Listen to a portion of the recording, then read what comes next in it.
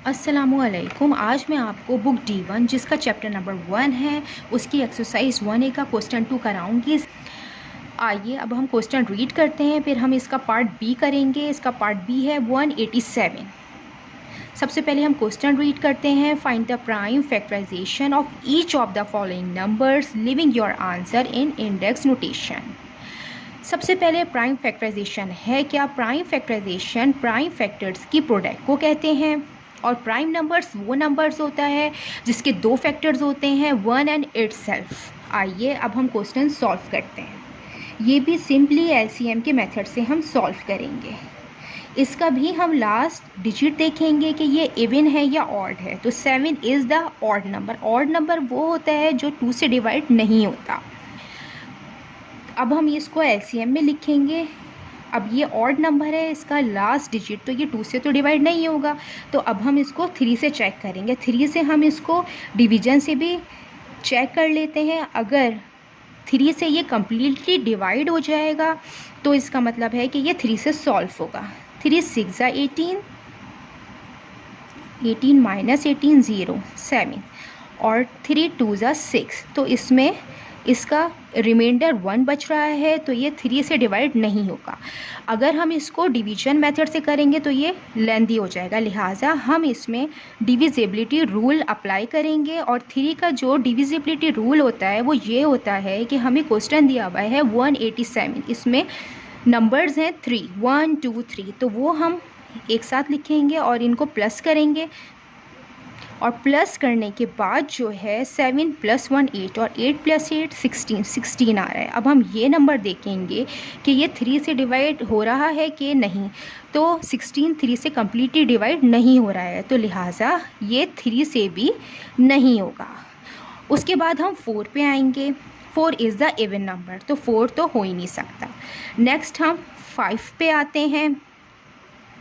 5 का जो divisibility rule है वो ये है, जो लास्ट डिजिट है वो 0 या 5 होना चाहिए, तो वो यहाँ पे 7 है, तो ये 5 से भी नहीं हो सकता। फिर हम 6 पे आते हैं। 6 इज़ द इवन नंबर, तो 6 भी नहीं होगा।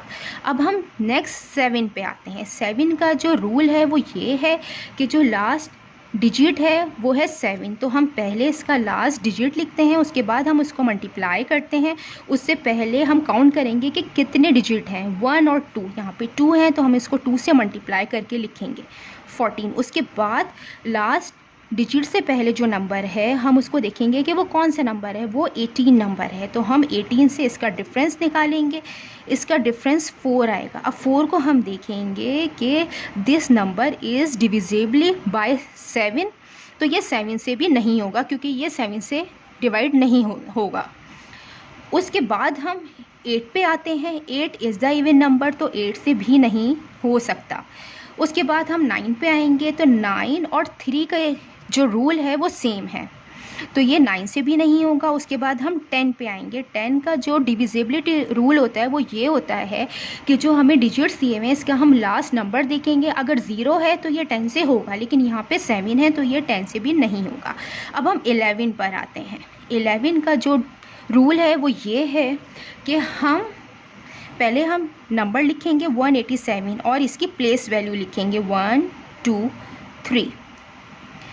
अब हम इसमें देखेंगे कि इसमें कितने इवन नंबर्स हैं और कितने ऑड नंबर हैं।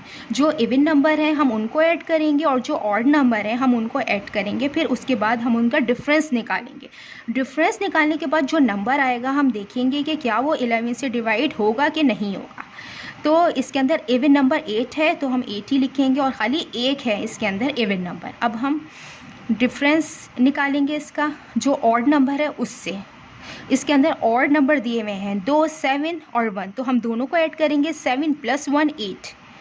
अब हम डिफरेंस निकालेंगे, इसका डिफरेंस 0 आएगा। तो 0 जो होता है वो हर टेबल से डिवाइड होता है। 0 is the divisible by any number, तो लिहाजा ये 11 से सॉल्व होगा। 11 1 ज़ा 11, 18 माइनस 11 7, 7 और 7 77, 11 7 ज़ा 77। आप इसको डिवीजन से भी एक दफ़ा चेक कर लें। 187 11, 11 1 ज़ा 11, 18 माइनस 11 7 और 7, 11 7 ज़ा 77, 17 आ गया ये। यहाँ पे भी हमने चेक कर लिया।